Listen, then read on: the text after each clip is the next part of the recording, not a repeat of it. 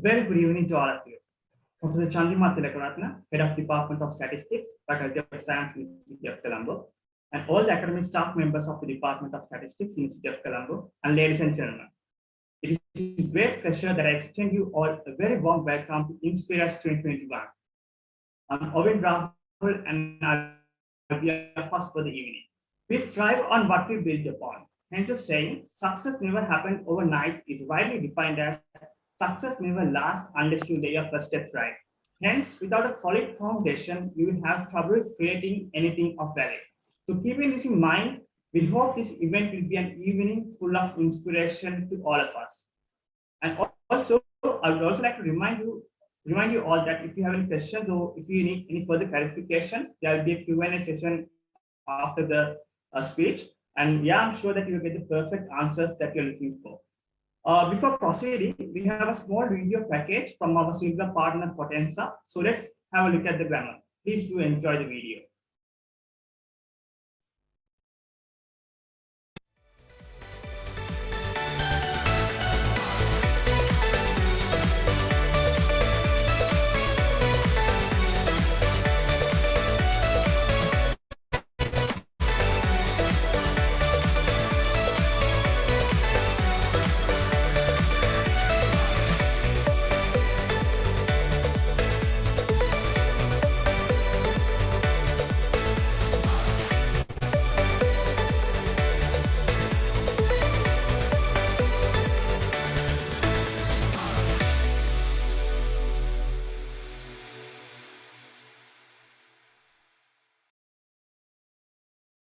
I hope you all enjoyed the video.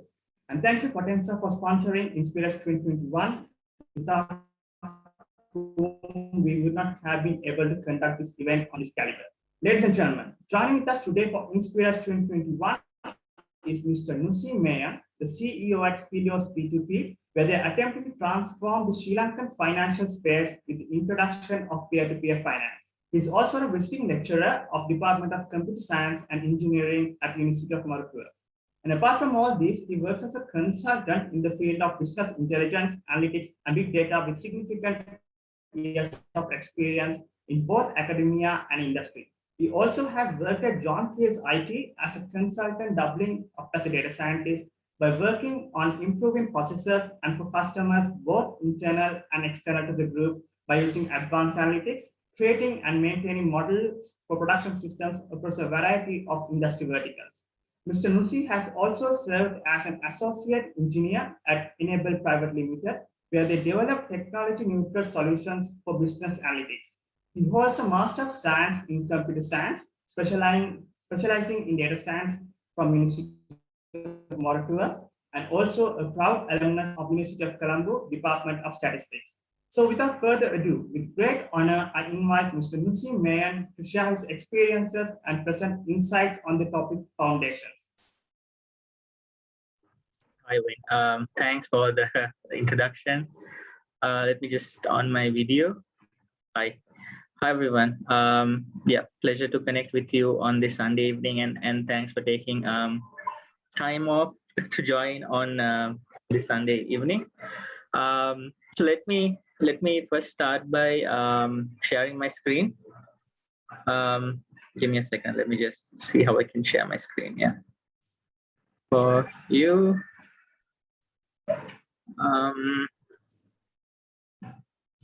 Cool.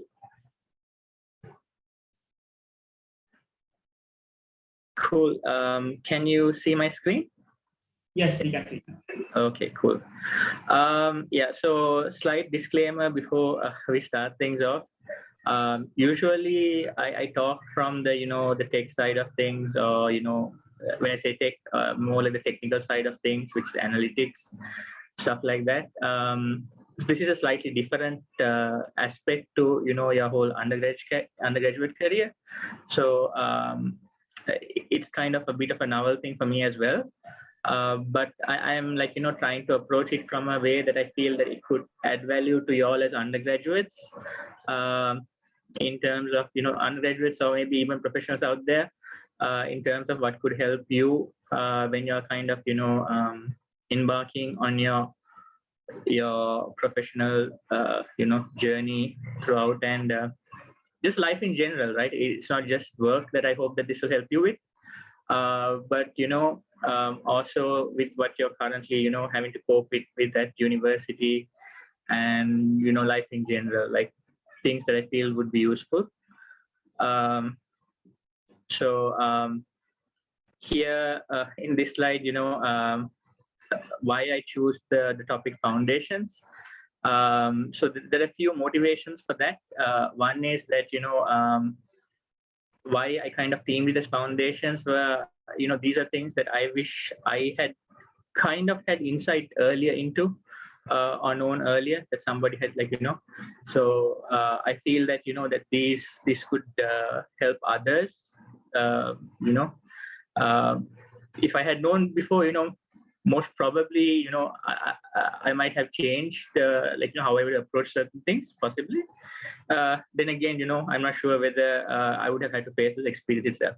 So again, this is also based on my learnings, and, what I have seen has helped me. So take it with a pinch of salt. I don't know, it might be applicable in your case, or it might not be. Like, distill what you think is of worth to you, that you feel would be of use to you, and would be of practical use to you in your life. And you can decide, it's up to you to decide, how you're going to implement it, or whether it makes sense.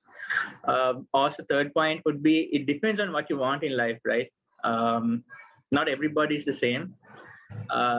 Some, it depends on your expectations in life. If you're clear about it at this point in your life, it's good. If not, it's fine. You can figure it out as you evolve.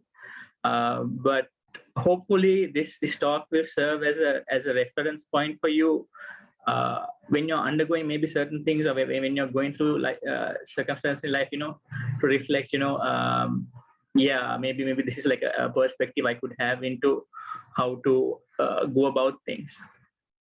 So that's basically what I wanted to team it as foundations. Key takeaways being things that I think would help you, etc. So the influences for this talk is Ray Dalio's principles. I've drawn heavily upon that. If you're already a follower of Ray Dalio, you would know that he is the manager of the world's largest hedge fund, Bridgewater Associates. When they started out, basically, they made a bit of money, then they went bankrupt, and then now it's the world's largest hedge fund. And he has, kind of distilled certain key elements that he has seen, that he has termed as principles that has been, successful for him in life. And I also follow the page on Facebook, and I've read on the book, and I've also taken, it's kind of a bit of a copy paste in the sense, like I have taken the most of the talk will be on the principles that he have elaborated, that I have incorporated in the talk, and I'm going to like give a sense of where you would probably see it in your real life or in your professional life, and how you could relate it to it to overcome certain situations, and how to face life in general. So that's going to be the key takeaways on that. So if those of you all who have already followed Ray Dalio, this might be a bit repetitive. Sorry for that. But possibly when I add the context and subtext to it, it would make sense to you in terms of how it could relate to from an undergraduate point of view. It also draws upon what I think is my limited life experience. I don't think that I have like extensive experience in many things. So, again, like this is a caveat for the talk, this is based on what I have experienced. I haven't come across, like a single silver bullet so far that, magically makes you able to solve, problems and, professionally, handle things. But, there are ways that you can approach us that you can use in life to handle problems and, solve professional issues that I feel would be of help for you.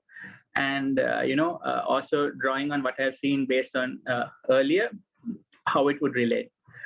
Also, I would be out of turn if I don't mention, of course, like, all the YouTube videos out there, right? Like, which you would have, all this key breakdowns of how individuals, how they assess, how they continuously improve, YouTube videos, podcasts that I follow, to understand how people look at, overcoming the problems, diversity, the problems that they have, from a professional work point, and how to achieve success. So I've tried to distill all this into, like I said, a 1 hour talk, and let's see, hopefully it makes sense to you all as well. Next, I would say, like, this is a recommended reading. I would say that's useful in terms of, like having a general attitude towards how to face problems in life. I know the whole title sounds kind of controversial, so I'll just call it The Subtle Art of Not Giving a Damn. But basically, even though it's the wording of it looks kind of controversial, when you actually go through the subject matter, it's basically how you can it's about how you prioritize things in your life, right? It's not about that you don't care about things, but it's about how you stage the hierarchies of caring for things in your life. Like, choose your battles wisely, I think would be like one of the one-line summary if I would have to give for this book. So it's an interesting book, and it's something that I would recommend that if you all can, get the PDF, there are like sites you can, you can buy it. as well and read it. It's a good book that would kind of give you like a good viewpoint of how to structure in the grand scheme of things, how you're going to face problems and how you're going to choose your battles when you face things. So like I mentioned, I'll be drawing heavily on key the key aspects that were mentioned earlier from the principal slides of Ray Dalio. So I'll be going through different points that I felt that I came across in his in his book, that I feel that if I can relate to you in this session and make you all understand that these are things that we might have to think about. So moving on to the next slide. So this is like one of the principles from the book. So just maybe a word of caution. I'll be going, there are several of this moving on, till the end of the slide, and there's a slide video at the end. So over here, what I'm going to be saying is like, all of these principles, I will elaborate a bit on it, maybe in a way that you all can also, relate to it in from your undergraduate career, like, based on what you all have seen. And maybe when you all reflect upon it one day, you will see, maybe it could be of use to you. So over here, what the talk is about, that you are born with attributes that can both help you and hurt you depending on application. So if I were to elaborate on this, right, like I'm sure, like if you worked on group projects, you would have the person like who would, for example, be like, the perfectionist who would like be saying, we have to get stuff done and stuff like that. But at the same time, while it does help, to progress the project, the person can also be an annoyance in the way sometimes they approach things. So one example, that I have also realized over time personally is that, I used to be like someone who would focus, basically, someone who would want to basically, try like really hard to do stuff, but it can also be at the same time kind of off-putting to people. So what you need to understand is, you should understand that, that while it can be a positive attribute at certain times, there will be certain attributes which at certain points are a liability to you, like in a certain setting. So it's just the way people are hardwired. It's not saying that, that one person is good or one person is bad, or, certain attributes are good or bad.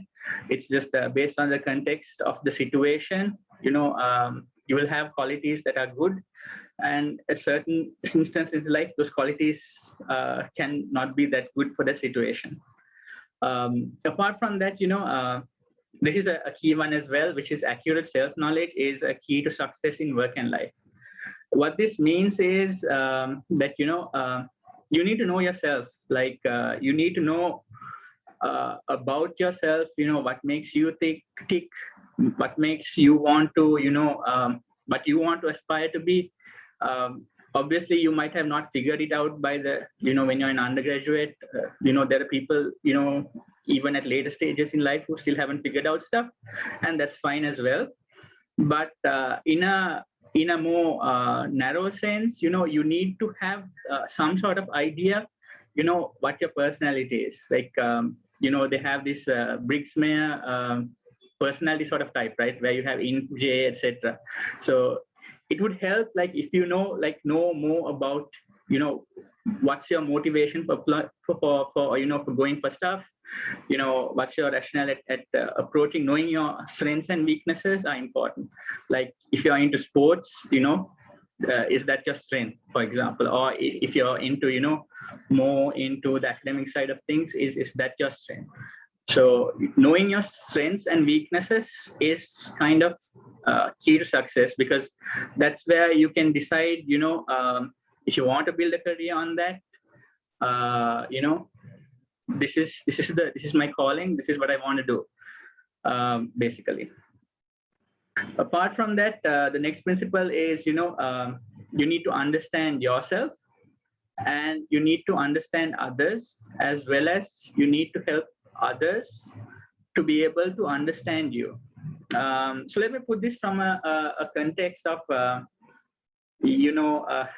uni setting, right? A setting at maybe university. So you have all this, your batchmates, everyone who join, and you need to, it's like you have all these different personalities, and you're working together. So you need to understand, like I mentioned, it ties into the first point where you need to understand yourself, the self-knowledge part.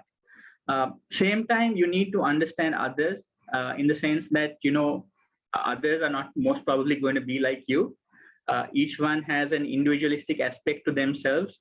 Each one has a different thought process. They might have other motivations that makes them, that makes them motivated to work. They might have other aspirations in life. So it's important that you understand, what makes them tick, and what their motivations are. At the same time, you need to help others understand you. Like, you need to communicate your values to them.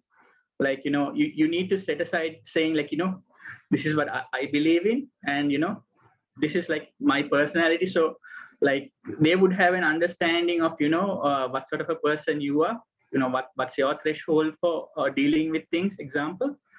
So it is very clear it's very important to have this kind of clarity when you're dealing with yourself and others, as well as communicating this. So communication is also important in this. Like, one thing that I know is, like, it's best not to keep things implied. It's always best to clear the air. And when you're having communications in a professional forum, it's always good to make sure that everyone's on the same page, and there's no miscommunication. So this principle kind of ties into basically that, in terms of understanding.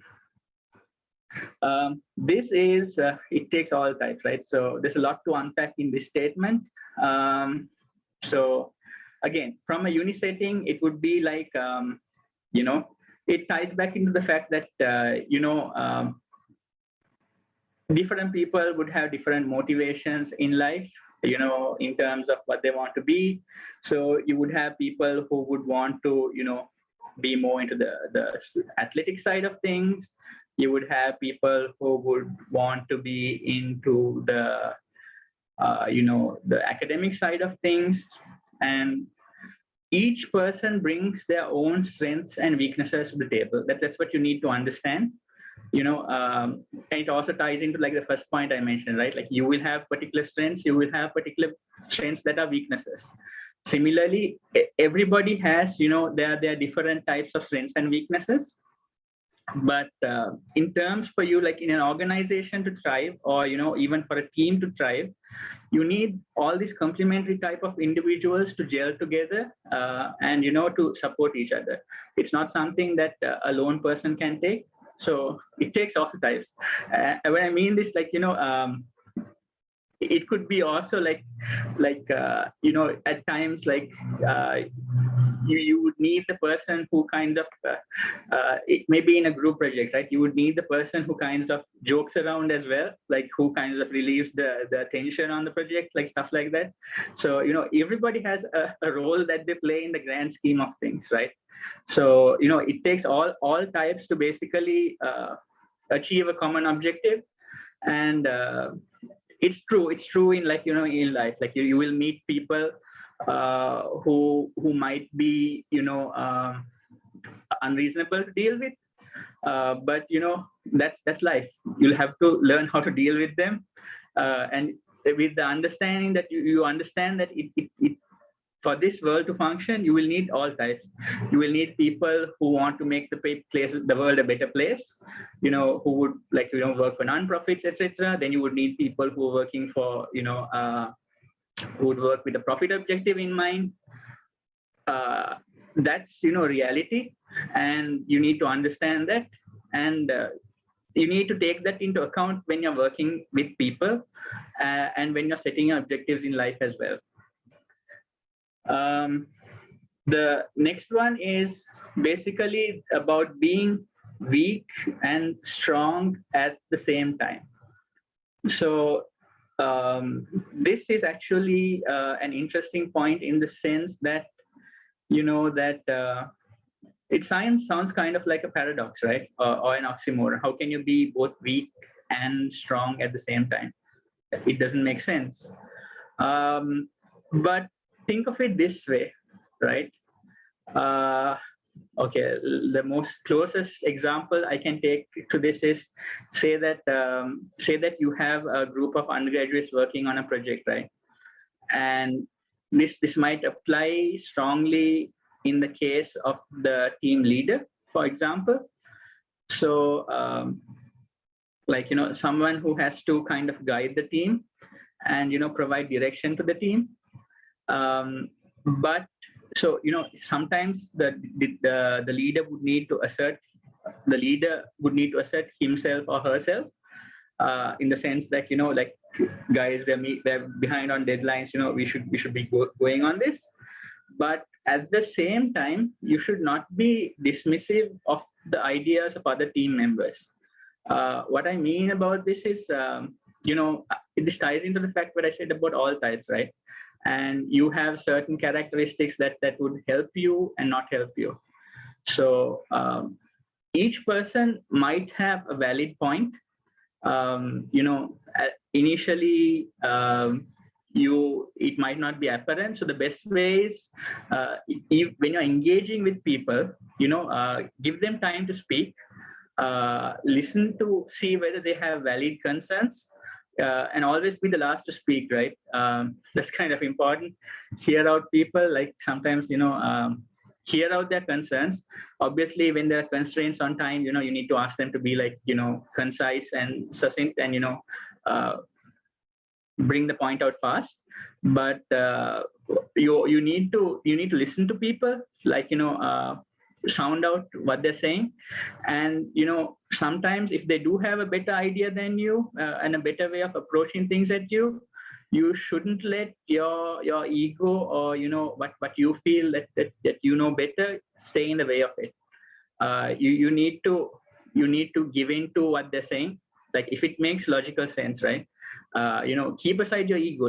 Again, I may have not mentioned that here, but you need to acknowledge at one point of your consciousness, especially maybe, this is a weakness that I used to have as well, we all tend to think a little that we're all kind of special in some way. But leave that aside, everybody can have valid points of, approaching problems. So you need to listen to people. And that's where the concept of being weak comes in. It's not weak per se, as in that you don't stand your ground. On certain core principles, you will obviously stand your ground.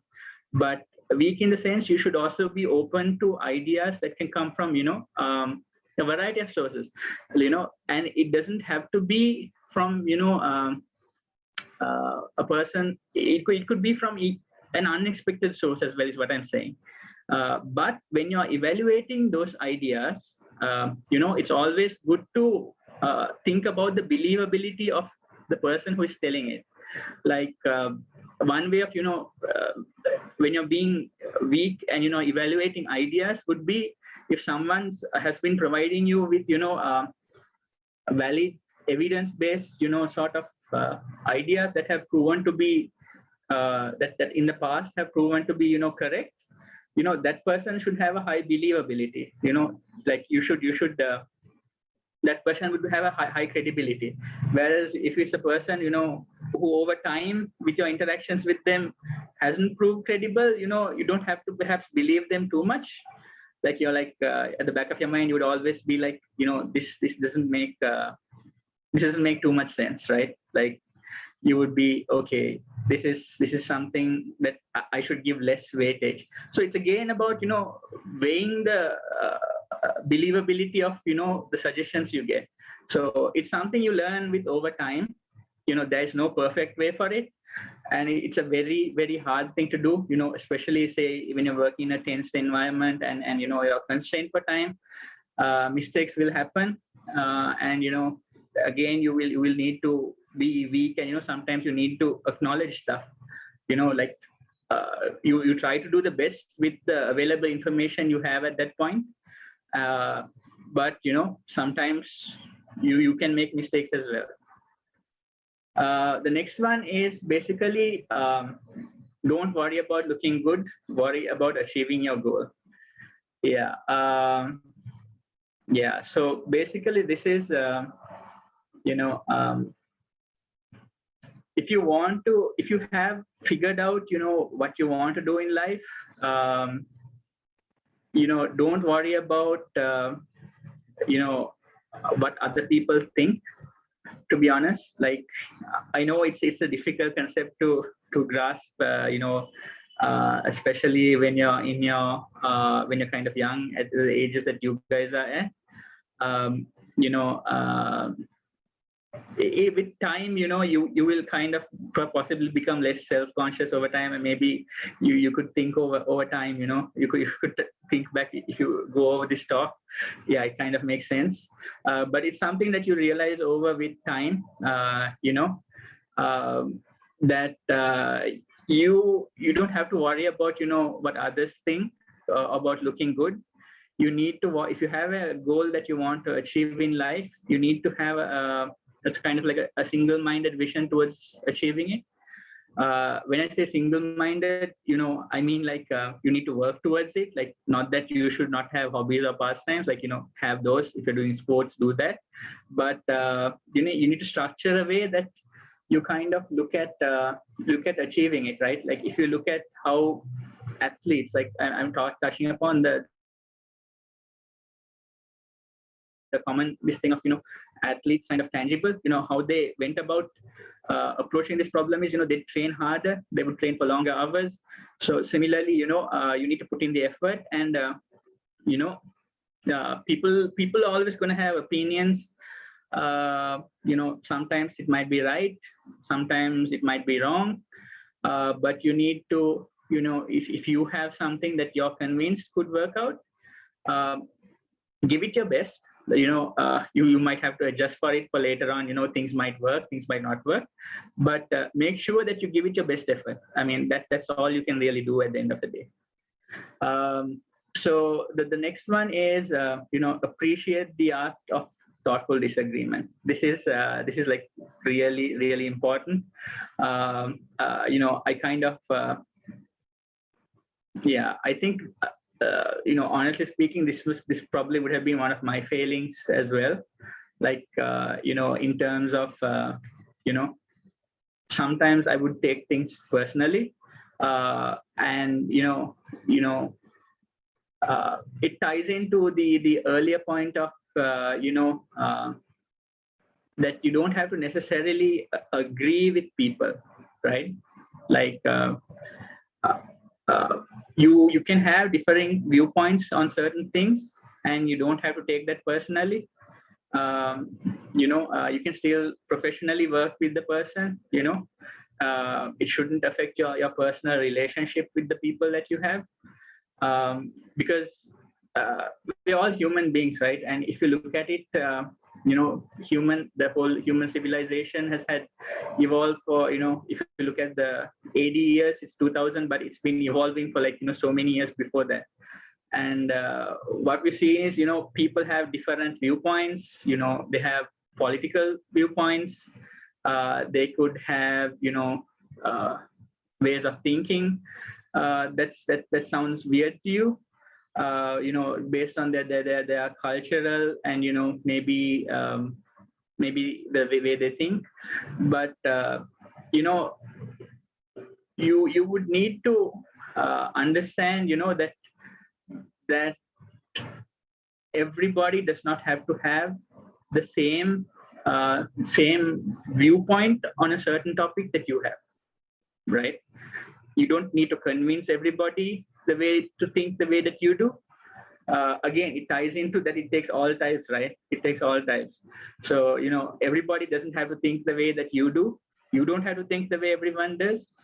And, it's always okay to disagree on things. Don't lose friends over disagreeing of, things that don't matter in the grand scheme of things. It's always good to, always keep it in. There might be a valid point, to what they're saying, which isn't apparent to you, but maybe it's the way that their life experiences have informed their decision, and so always keep that at the back of your mind, that it's you can always disagree with people, and it doesn't necessarily mean that just because you disagree with someone, that they are like your enemy, or that that you should evaluate whatever ideas that they give on other topics objectively. Yeah. So like, let me draw an example from history, right? I'm sure most of you have heard of Isaac Newton. Like, he was in case you don't know, he was a pretty big guy in physics and maths. So yeah, but I'm pretty sure like you guys undergrads already know that.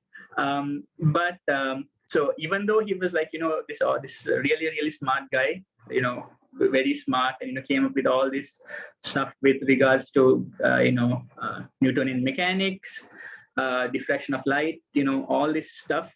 He was also a difficult character to work with, in the sense like, if you read the accounts of how he interacted with people at that time, people really didn't like him on a personal level. Again, it ties into it takes all types of people to make the world go around, right?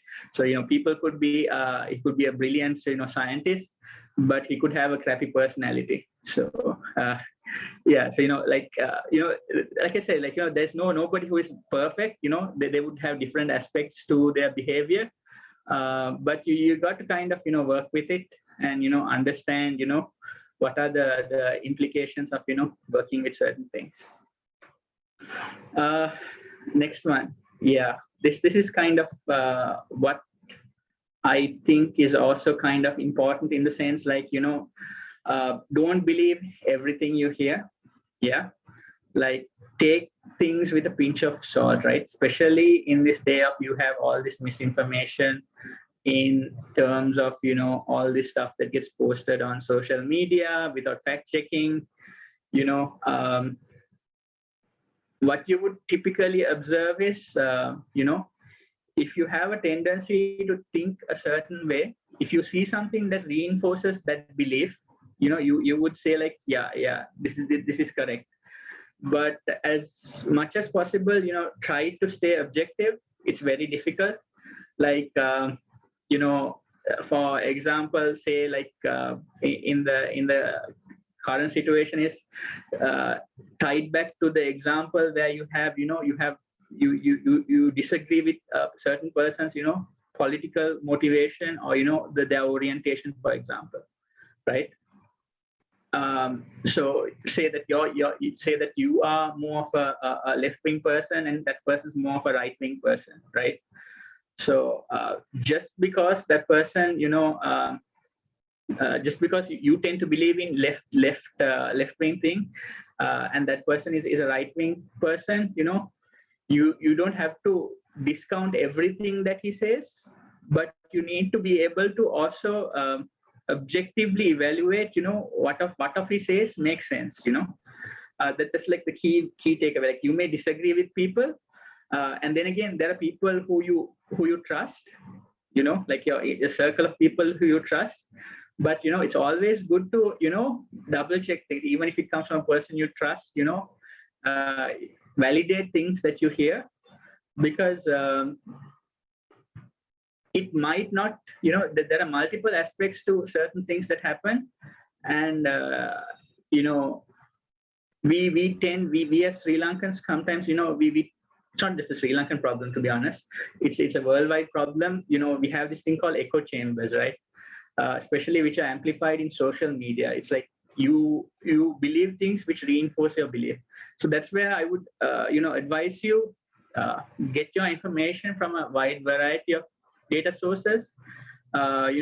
People who have opinions different to your own. You don't have to accept it, but listen to it to like understand where they're coming from, right? That's important. Like you need to be objective about things, to make decisions based on data. You need to be kind of smart about it. You're not going to get it right 100% of the time either, but you need to, like, if something challenges your belief in what you already have, you have to be willing to understand, maybe there is sense in what they say, like you need to listen. And so this mainly is about not to believe everything you hear, distill what you hear, and pass it through a filter of does it make sense from a middle ground, sort of, like that's what I would advocate over here. The next one is that you basically need to view painful problems as potential improvements that are screaming at you. Yeah. So this comes on to the basically an important point, I feel, especially for at undergraduate level. Like I said, I wish I could sugarcoat it for you and say, like, there's a silver bullet, you follow this, you follow these steps. There's a deterministic way for you to ensure success. Based on my understanding of things, there's no such way. It's difficult, to view stuff like that. You will come across problems in life, right? It'll be varying grades for different people, right? If you read the book that I mentioned, The Subtle Art of Not Giving a Damn, yeah, you will see, like, different people would have different problems, but everybody in life in general would have some sort of problem, right? Like, you would have certain people in life who would be maybe from a higher social status than you, maybe who have certain privileges that you feel, but they still have problems. They will have a different set of problems that they have to face. But then again, if you're coming from a different social status and like you have other problems to face, you will have a different set of problems. So everybody starts out with problems that they need to face. Some might have at different thresholds of the way they can absorb the pain that they have to go through. But one important thing to understand is, like, don't shy away from painful problems. You will need to face them, like, even from a personal level and a professional level, and you need to understand what it says that you need, how you need to face it, right? Is it an attitudinal change? Is it a behavioral change? What you need to do to work with it, to work against it. So those are places where you can understand. You shouldn't look to blame others. Each person, like I said, they have their own problems. So what's personal to you is, like, each, this again, to put it into context, right? There are, like, 7 billion, 9 billion people on this earth. There are people who have food security issues. There are people who have, a whole lot of issues going on. That's not to say, like, the issues that each person individual face is not big enough. But like I mentioned, everybody has their problems. But how you view that problem as a way that you can improve from, where you can undergo that pain and you can turn it into something that's useful for you, is important. Yeah. So if you're constantly coming and you're not improving on that, you need to figure out, right? You need to figure out, do I want to solve this problem or not? And you need to take hard calls based on that. The next thing that I have to add on this is that pain plus reflection equals progress. Yeah, so this might not be too apparent now.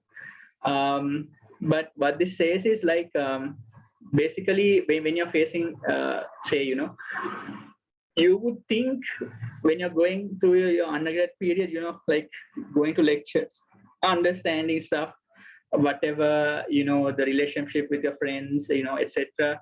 Like those are big problems, but just to give you clarity, that there is problems at each level in life that you go through, and like I mentioned, like you will be having, you will have an element aspect of pain that you need to go through in life, right? And each person would have a tolerance for pain that they would have, but with each painful experience, if you're able to reflect from that, get a learning, and you're able to evolve in terms of behavior and attitudinal change, that is how you make progress in life, right? So what I'm saying is, like, sometimes you will also develop because of the pain that you have in life, right? If you have to go through more pain, your threshold for pain also increases, and you're able to absorb more, like, it's sometimes it can be a good quality, to the ability to face difficult environments. But what I want to say is, like, I can't sugarcoat it and say that you're not going to have some level of hardship. Everybody has a certain degree of hardship, but if you are able to power through it, it's able to translate into something that will be reflecting as progress for you. So this is particularly true, which you can see in the case of athletes. I'll be showing that in a video next as well, which covers like one of the athletes from a famous basketball team in the 2000s, and it's common, like when you read it across the biographies of people who've gone through, who have kind of had success, sometimes again, it depends on what you define as success, right? Like it may not be something that everybody wants in their life. So again, touching back, you have to decide what are the outcomes you want in life. Not everybody, it's not everybody's ideal scenario. So if you like want a comfortable life, that's also perfectly fine. You can find the balance you want. But I'm saying, like, if you want to be really, really good at something, you're going to have to work really hard. I mean, that's just the crux of it, right? There's no easy way for like for success. Sometimes if you're building upon something that somebody has already had, sometimes that might be possible. But if you're doing something like you want to really understand and you really want to build from scratch, you need to put in the effort, and you need to put in the hours, and you need to be really, really motivated. And what I want to say is, like, those moments of the pain that you undergo, those are places that will teach you character. Those are places that you will learn who you are, and you will learn that you have a tolerance of things that you previously thought that you didn't have. At least that you can tolerate things to a higher distance. That's where personal growth happens. So I'll move on to the next slide as well, the next video. Just please bear with me, and then we can open up for questions.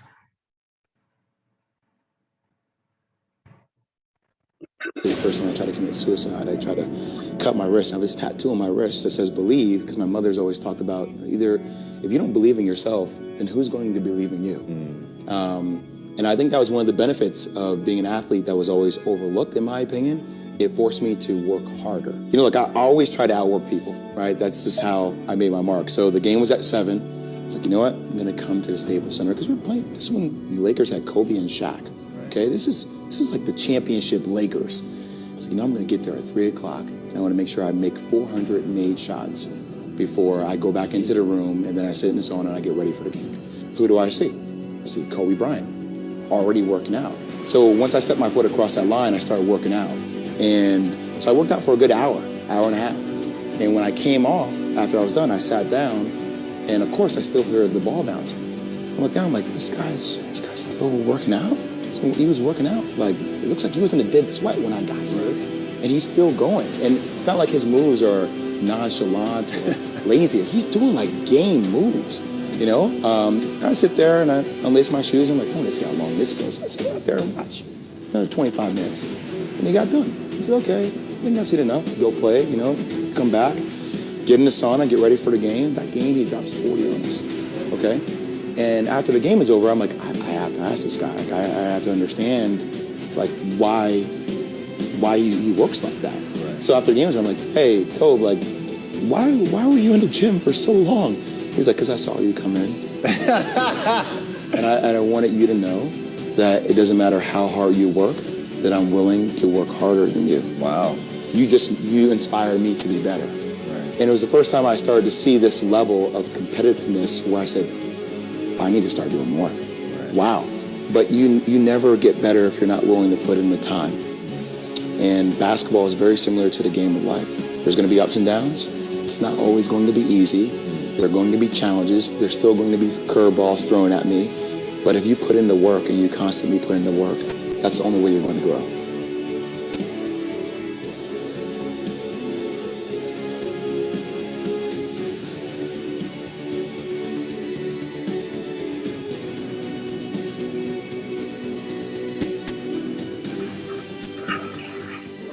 Yeah, so remember I mentioned the source of inspiration.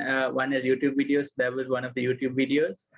In closing, I would like to say that, also don't be afraid of failure. Chances are, that you might succeed at something or you might not, but always keep going. Yeah, always keep striving to do the best that you can. Yeah, thanks. Any questions? Thank you so much, sir, for that enlightening and insightful session. And we're truly grateful for the time and effort you took to share your knowledge and experience with us. So, ladies and gentlemen, next in line is the Q&A session. So, if you have any questions or if you need any further clarifications, you can send it to us via the Zoom chat.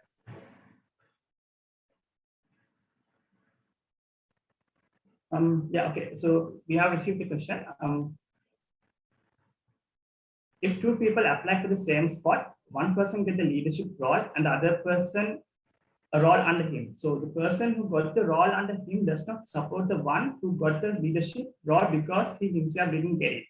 What would you do? So basically he's asking the approach that you would use to tackle the situation. Okay, so if I'm like, which role am I supposed to be in? Am I okay, so your question is like two people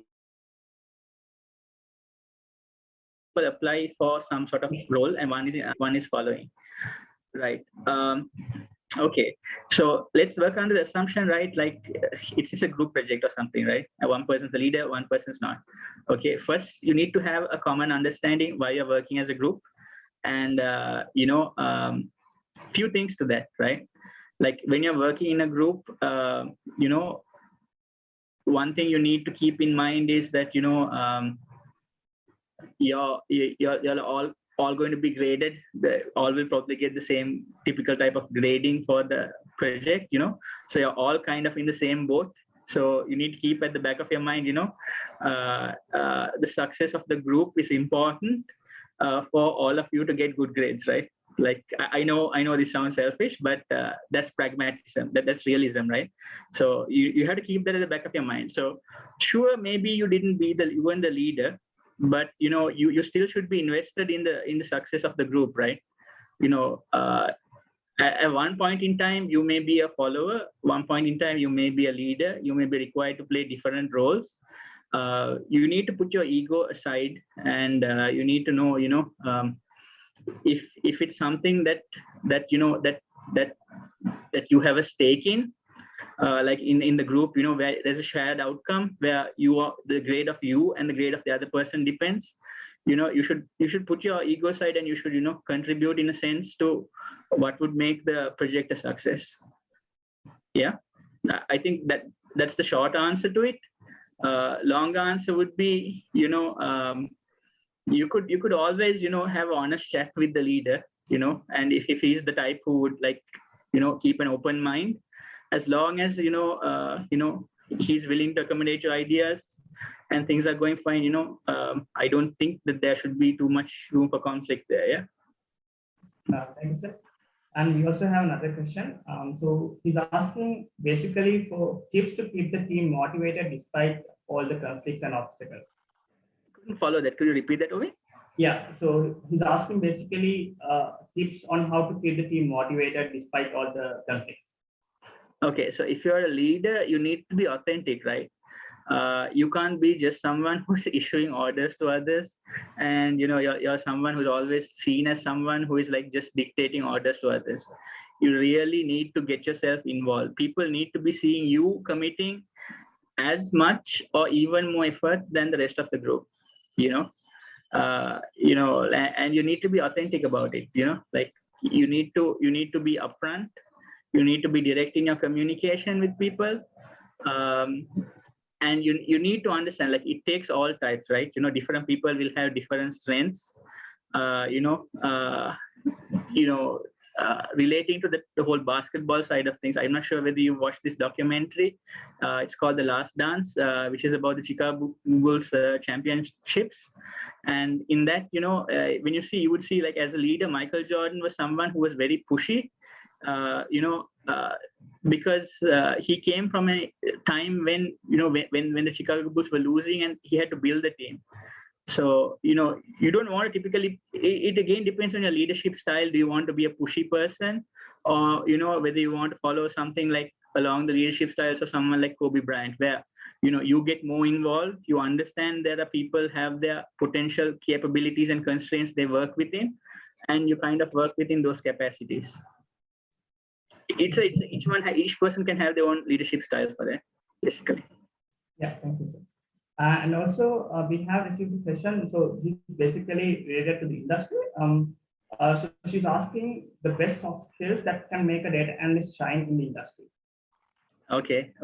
So this is not specific to the talk, but let's go to the whole data science thing, right? Data science, like what I would think as importance in terms of soft skill is curiosity. There is some commonalities you can take from the talk, which is a curiosity to learn. Being open. Most of the things that when you work as a data scientist, you will have to work with people who have domain knowledge. So like while you would have all the required technical knowledge for that, you would need to be able to communicate well, communicate ideas in a way that people can understand easily, not be too technical, because the people that you're going to be dealing with in real life, they need to understand what you're saying, right? So if you're going to confuse them with too much technical statistical jargon, they're going to be confused. You need to relate it in a way of how they can relate it to their business actions, and you also need to be able to craft a story that they can relate to. We do this with things called personas, for example, to make it tangible. Like you do stuff like segmentation and stuff. You create a persona where people can relate to, in their mind's eye, they can visualize what that sort of person is based on their experience. So techniques like that, where you should be able to understand the technical skills you have, but you need to map it to real world scenarios. Yeah, thanks, sir. And since we're running out of time, I will pick one last question for the evening. Yeah, so this is more like a general question. How to maintain a healthy work-life balance? Okay. Okay, I'm not sure I'm the correct person. You should be directing that question towards, to be honest. I probably still haven't figured it out, to be honest. Healthy work-life balance. Like again, it comes down to what you want in life, right? You could be the person who is working. If you're the person who just wants to work 8 hours a day, wants to have a comfortable life, your approach about going to these problems in life, it would be different. Like you would want. I'm just being really brutally honest here. So if you want to have like a work-life balance, you want to have you might want to see how best you can go about it. Like you would want to have a predefined scope of work that you work along with, and usually it's a balancing act. It's not easy, especially like if you're trying to be more on the competitive side of things. You probably would have to balance things as they come, and you might be required to work long hours. But always you need to take things with a balance, right? You need to make sure you have time for recreational activities, that you have time for relaxing with your family and friends. It's something that you learn. Again, the book that I mentioned, right?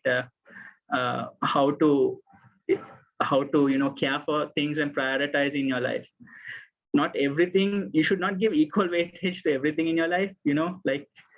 Decide what you really want in life, and those are what should bug you to really decide what you want to do in life. So once you have that figured out, you can work around those, basically. So that's how I would go about work-life balance. Yeah, thank you, sir. Thank you for answering all the questions, and once again, thank you for the great presentation as well. It was a great pleasure to have you with us.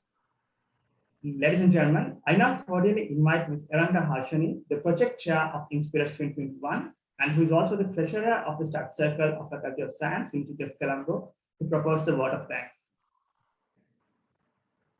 Thank you, 𝗠𝗿, and thank you very much, Mr. 𝗠𝗿𝗵𝗶, for gracing this occasion and for sharing your invaluable thoughts and insightful knowledge with us. Thank you so much for your very informative session and for answering the questions that we had. On behalf of the Study Circle, I would like to express my sincerest gratitude to Professor 𝗠𝗵𝗶 𝗠𝗲𝘶, Head of the Department of Statistics, Dr. Rasika Jayatilaka, Senior Treasurer of the Study Circle, and Dr. Sunethra Abesinghe, Advisor of the Study Circle. You have been the driving forces behind the whole process. Your encouragement and the guidance always gave us the courage to be successful. I wish to thank you for everything you have done to enlighten the work of the Study Circle. And we are very much thankful for all the lecturers, instructors, and the non-academic staff members of the Department of Statistics for all your guidance. I would also like to take some time to thank our sponsors, London Stock Exchange Group, our platinum partner, Equity Knowledge Partners, our gold partner, Potenza, our silver partner, and Creative Hub and Slam Power Solutions, our mutual partners. We are very grateful for your generosity in helping us to make this event a success. Thank you very much. Ladies and gentlemen, so it's time to mark the end of the Inspirus 2021. We hope you enjoyed participating in the session as much as we did presenting it to you. Before we end up the session, can everyone please switch on your cameras to take the virtual group photograph of the attendees?